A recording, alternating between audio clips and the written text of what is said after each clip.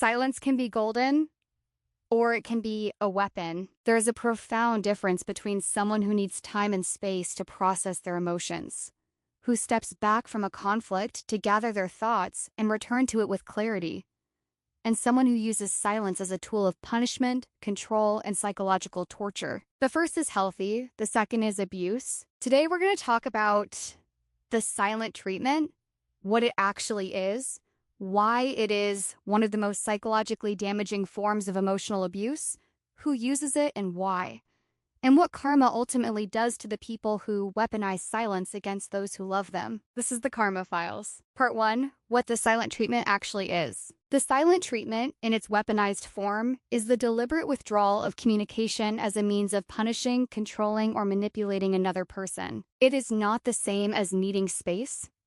When someone genuinely needs space, they communicate that need.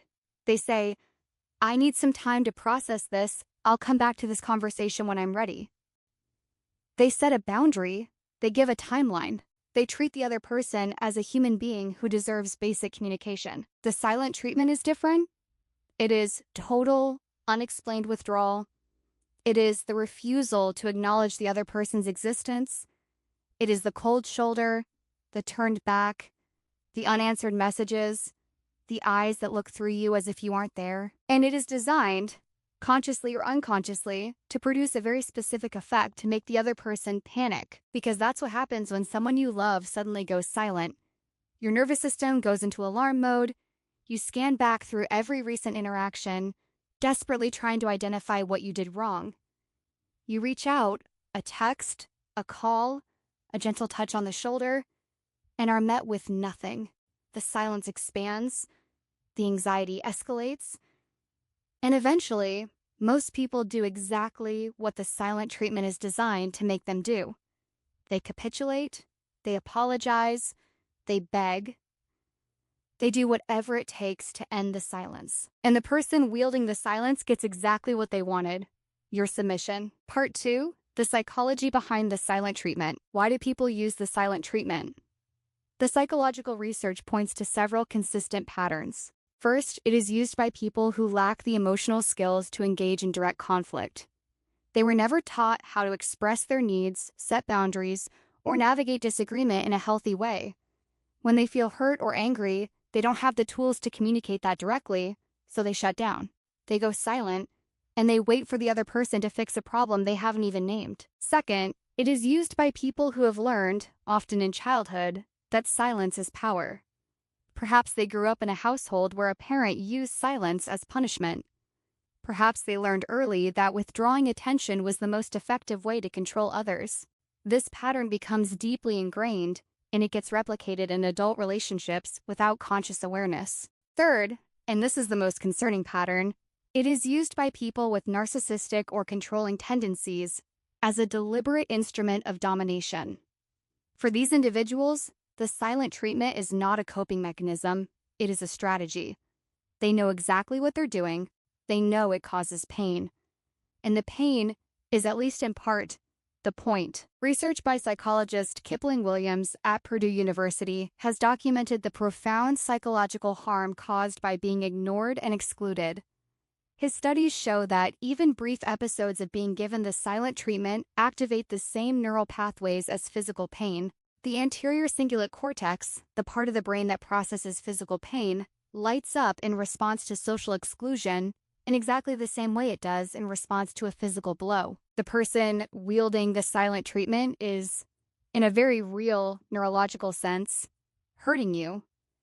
They are causing you pain, and they are doing it deliberately. Part 3, the long-term effects on the victim. What does sustained exposure to the silent treatment do to a person? The research is sobering.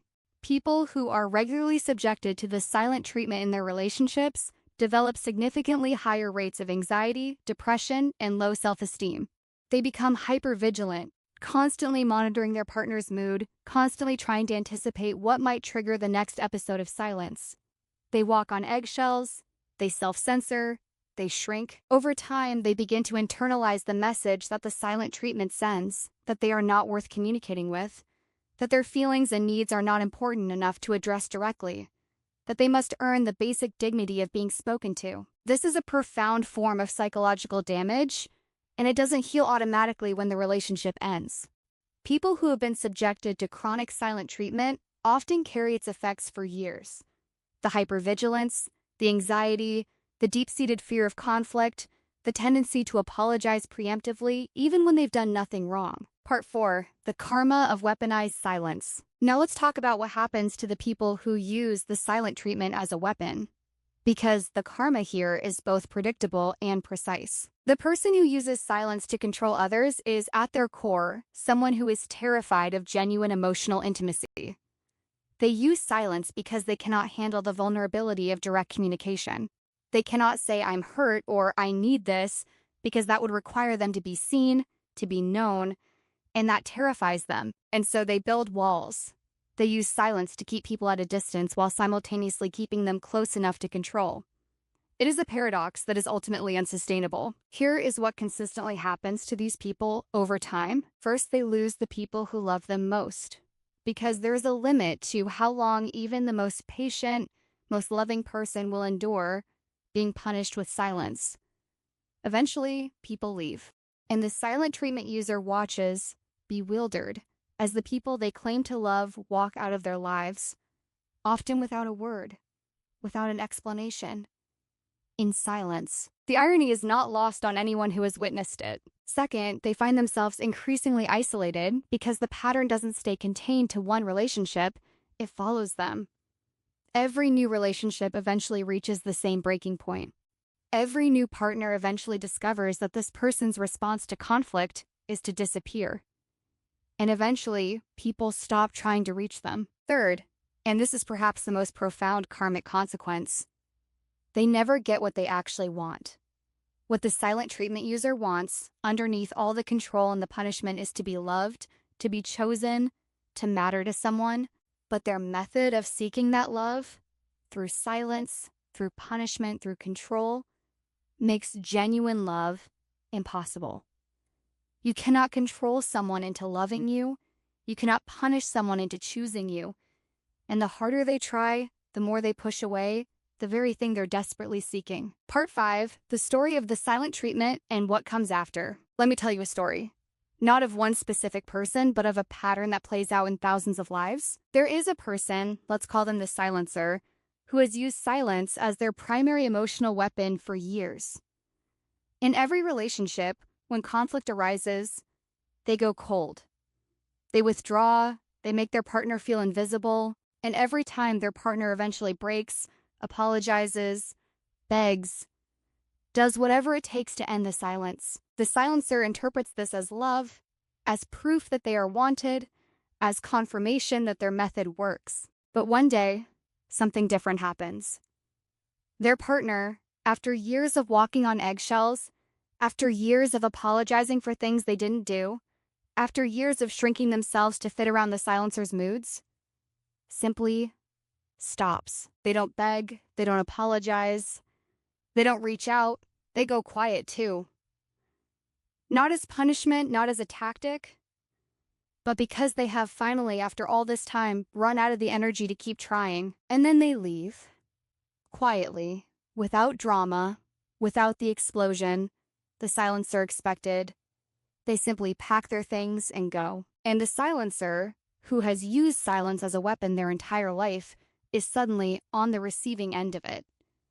Not as punishment, not as a tactic, but as the natural consequence of having made someone feel so invisible for so long that they eventually became invisible to themselves. In the relationship, the silencer reaches out. No response. They call. No answer. They send messages. Nothing. And for the first time in their life, they understand in their body, in their nervous system, in the part of them that processes pain, what they have been doing to other people. What it feels like to be on the other side of the silence. This is karma. Not as punishment from an external judge, but as the natural, inevitable consequence of the energy you put into the world returning to you. Part 6. Breaking free from the silent treatment. If you are in a relationship where the silent treatment is used against you regularly, this section is for you. First, name it. What is being done to you has a name. It is emotional abuse. Not in a dramatic, sensationalized way, but in the clinical, documented, research-supported way. The silent treatment, used deliberately and repeatedly as a means of control, is recognized by mental health professionals as a form of psychological abuse. Second, stop rewarding it. The silent treatment works because it produces the desired response, your capitulation. Every time you apologize, beg, or change your behavior to end the silence, you reinforce the pattern. You teach the other person that silence works. The most powerful thing you can do is to stop responding to silence with panic. To give yourself the space to regulate your own nervous system, to reconnect with your own sense of reality, and to refuse to take responsibility for a problem that has not been named. Third, set a clear boundary. Tell the person directly, I'm willing to discuss any issue you have with me. I'm not willing to be punished with silence. If you need time to process, tell me that. But I will not apologize for things I don't know I've done, and I will not beg for the basic dignity of being spoken to. Fourth, evaluate the relationship honestly. A person who uses the silent treatment regularly is showing you something important about who they are and how they handle conflict. This is not a communication style that can be fixed with better communication on your part. It is a character pattern, and it will continue until they do the deep personal work of addressing it, which most people who use this tactic never do. Fifth, know your worth. You deserve to be in a relationship where conflict is addressed directly, where your feelings are taken seriously, and where you are never made to feel invisible. That's not too much to ask. That is the bare minimum of what a healthy relationship looks like. Part 7, what the universe knows. The universe sees every act of cruelty, no matter how quiet. It registers every moment of deliberate coldness, every calculated withdrawal, every time someone used silence to make another person feel worthless. And it responds, not with thunder and lightning, but with the quiet, inexorable logic of cause and effect. The person who uses silence to control others eventually finds themselves surrounded by silence.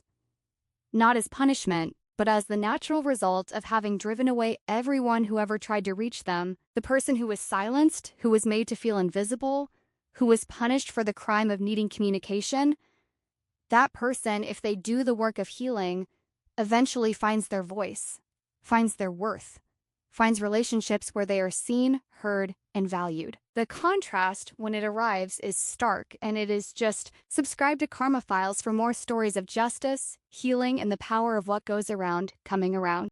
We'll see you in the next one. A final thought for those who have experienced the silent treatment. The silence that was used against you was never about your worth. It was about their fear, their inability to be vulnerable, their refusal to do the hard work of genuine communication. You deserve to be spoken to. You deserve to have your feelings acknowledged. You deserved a partner who could say, I'm hurt, instead of disappearing. The fact that you didn't get that is not a reflection of your value. It is a reflection of their limitations. And here's what the universe wants you to know. The voice that was silenced in that relationship is still there. It is waiting for you to use it, to speak your truth, to ask for what you need, to refuse to accept silence as a substitute for love. Find your voice, use it, and never again let anyone make you feel that you must earn the right to be heard. The universe hears you, it always has. Subscribe to Karma Files. We'll see you in the next one.